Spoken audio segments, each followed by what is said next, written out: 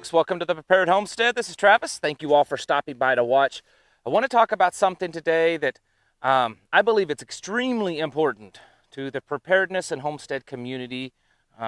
Those of you that consider yourself kind of like-minded, following this channel, and if you find yourself agreeing with, I guess the majority of the things that I say, I guess you're included in that group.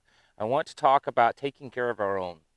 Um, uh, you know, not leaving our friends and family and community and folks that are like us to just fend for themselves, or to be forced to run to the system to get taken care of.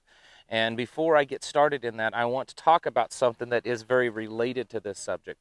Um, there is another YouTube channel out there. They are fellow homesteaders. They are part of our community. Okay, these are preparedness-minded homesteaders. Their YouTube channel is Needy Homestead. Needy as in kneading bread, okay? Needy Homestead. And many of you have probably already heard of what has happened. They have experienced a horrific tragedy in their home, and they are in desperate need of everyone's prayers. I don't know all the details, probably as much as anyone else that is aware of the situation. But a couple of weeks ago, their family, the husband and wife and the two youngest kids, went out for dinner, and they were on their way home from dinner, and a drunk driver crossed the center lane and hit them head on. And the father, the husband, he was killed instantly on impact. The mother has sustained just severe injuries. She is still in the hospital over 2 weeks later, and she is still in the hospital and has already had multiple surgeries. Both of the children were injured pretty severely, but they are now at home being taken care of by their aunt. It's a really tragic situation for them, and um, they are in desperate need of your prayers, of just everyone's help. Our community needs to come together and stand with them. Um, I'm going to leave a link to their YouTube channel. She posted a video. It's the first video that she's made since all this has happened. And she's in the hospital making the video, and it's on their channel. I encourage you to go over there and not just watch the video, but subscribe to it, because as she explains, now that her husband has passed, she is now the breadwinner, and her source of income is this YouTube channel. So, once she is able to get back on her feet, it's going to be possibly the only way that they have to make income. So go over there and give them a subscribe and watch them. I'm also going to leave a link to a Gofundme site, a Gofundme page for them. And if you are able to, if you feel led, please consider donating, chipping in. I do want to say, just in the last few days since this has started and became public, they have raised quite a bit of money. And I worry that some people are going to see that and think, well, they've already raised quite a bit of money, they probably don't need my extra $10 or something like that. And I want you to consider this. The amount of just medical bills alone that they are going to incur. The driver that struck them was non-insured, so his insurance isn't going to cover it. His blood alcohol level was 0.3 something. The authorities could not believe that he was actually alive enough to drive. His alcohol content was so high. But the amount of medical bills, the therapy, the physical therapy, the psychological therapy, especially the children of going through this, being injured and losing their father. And then once, things start to come back to normal, she's going to need time to heal her mind and her heart and to pull her family together. And she needs to not have to be worrying about paying the bills and keeping the lights on and paying the mortgage and where they're going to eat next.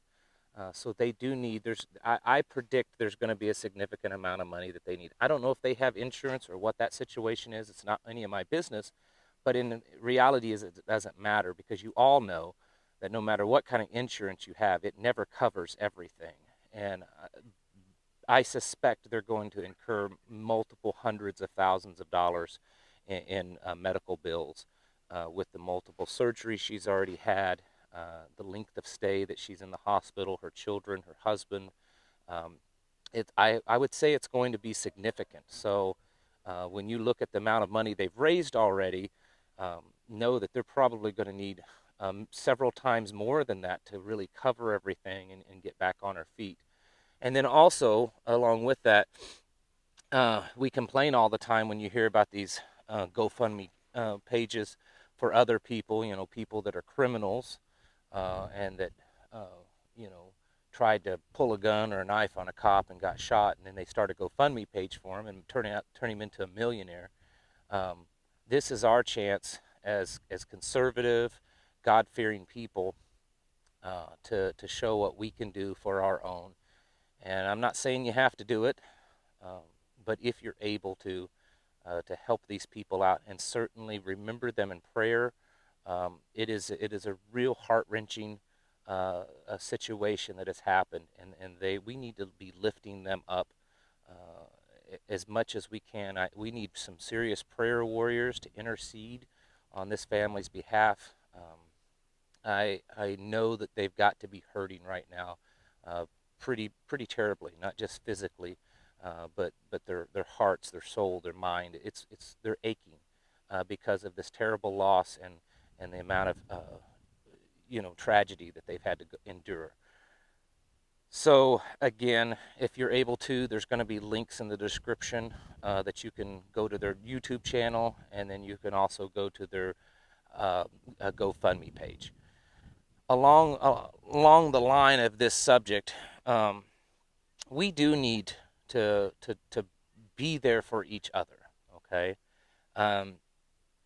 one thing that is a good and a bad thing when it comes to the prepper community is a lot of preparedness minded people are very kind of lone wolfish. Some introverts, some of us just don't like a lot of people or like the outside world, and find ourselves quite content living out in the woods with not an overactive interaction with other people. There's nothing wrong with that. What I think is the problem is that we also um, too often aren't there for our friends and our neighbors and community and other brothers and sisters, whether they be next door or down the street or on the other side of the country. Uh, we need to lead by example, uh, not just talk the talk but walk the walk.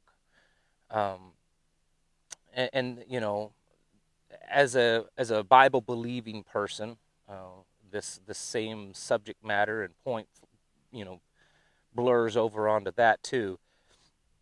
And that too many times we complain that, you know, the government spends too much on welfare. People won't get off their hind ends and go get a job, and they just suck off the government dole and all this kind of stuff. And there is truth to that. But we too often have relinquished the responsibility of taking care of each other and lifting each other up and ensuring that our brothers and sisters have what they need. We've grown too accustomed to just allowing the authorities, the state, to handle that any longer. We've given that up. A good friend of mine watches these videos a lot, Pastor Jerry.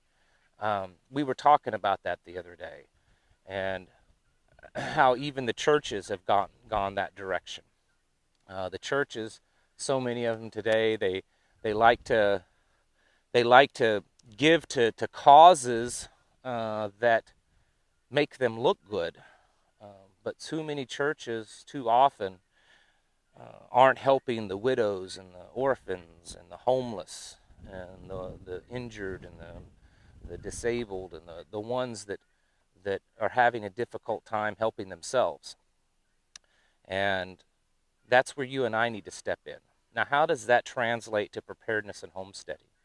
Well, that's part of community building. Um, Many of you are familiar with what a MAG is, mutual assistance group, and it's become popularized from a very tactical standpoint, almost like a little rifle squad, in the military. And of course, it certainly is that, or can be that. But it really needs to be much more than that. Our communities, whether it's an off-grid community that lives all on one property, or it's a group of individuals like-minded that live in a certain radius of each other, or those of us that are online, miles and miles apart, um, we need to um, make sure that we are being there for each other, and that we are helping each other. And you know, uh, I don't know exactly where this family lives, this needy homestead. I think they're up in Michigan, but I'm not exactly sure. Um, I think it would be amazing to know and to find out that other homesteaders in and around their area maybe set up some kind of schedule where they are, each week a different family is coming in and taking care of their animals, doing the chores around their house, cleaning their house, cooking for them. It's going to be a long time. Both of her entire body is crushed, both legs, both arms, her chest, her head. She had a brain bleed. I mean, she's in really bad shape. It's going to be a long time before she's able to take care of a homestead and take care of her kids. That's the kind of stuff I'm talking about. I mention the Amish often on here, and I get jokes that, am I Amish? Of course I'm not. I do admire them in some respects. There are certain aspects of their lifestyle and their culture that I think we should emulate. And one of them are how they take care of their own. They look out for their own first. And we're all familiar with the Amish barn raisings, and that of course it's become famous because it's really cool to watch. But they do all that kind of stuff, stuff like that for each other all the time. Um, they take care of each other. They barter and buy and trade with each other as much as they can. When someone needs help, they all pitch in. Um, I remember an Amish family that I lived near, and he had to have some kind of surgery and was down for a while, and all the rest of the community, they were taking turns running his farm. Um, it's sad that we don't see it that much in our modern world. Um, you know, that's why a lot of people, they lose everything. Someone gets injured on the job or gets injured on the farm, and they end up having to sell, or this situation that I'm telling you now where the husband is killed, and now she's injured. If people don't jump in and help her, she may have to sell that farm and move to some place where it's easy for her to take care of it, because she's not able to take care of it all now. Where if enough people in her community around her came and just took care of it for her, took care of feeding those animals and doing the garden, and just running the place for her until she got back on her feet, it's very possible she could keep the place. And too many times, we just don't do that. And that really needs to change. If we want to separate ourselves from the world, you know, to not be of this world, then we need to start behaving differently. We need to not behave like the world, right? And part of that is we need to be there for our brothers and sisters. This is part of that golden rule. For those of you that are Bible believers, there's more scriptures than I could list right now that are referencing of us taking care of each other. In fact, there's scriptures saying that we should help other people, but first we should help our own. Um, and I agree with that. We should help our own, help other people, help strangers, that of course, but we should first help our own and make sure our own are taken care of. And that's a real important part of building a community. If your community is strictly built on going out and doing rifle drills or doing first aid training, or practicing doing bug outs and stuff, and it's not doing where you help each other, where you do farm days at each other's places so that everyone comes together and completes a project on this farm and then goes to this farm and completes it. Or when one of your people in your community is ill or injured, everyone jumps in and goes and takes care of them, brings food in, and takes care of the animals. If your community, your mag, your group isn't doing that, then there's no point in even having one. Um, we really need to, as a modern people, as much as we complain about how our society, how our culture has gone downhill, um, this is one of those things that I see far too often. I'm not saying it happens all the time, but far too often that we're doing the same thing as the world is doing, and we're not really being there for each other. So, as you think about this situation for this other homestead, as you watch their video, the video that she posted, she was in the hospital, get ready to shed a tear or two, in watching that. But when you do that, and as you pray for her and her family, and maybe even send some financial help her way, think of what you're doing in your own community, around, with your neighbors, with like-minded people in your area. And are there elderly people in your community, maybe that that are trying to be more prepared, or that are still the old-fashioned ways?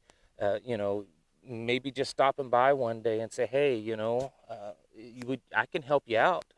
We don't mind. I got kids and they're a lot younger. If you ever need your house cleaned, or if you ever need help in that garden, or taking care of your goats or something, we'd sure enjoy to just come by and help you.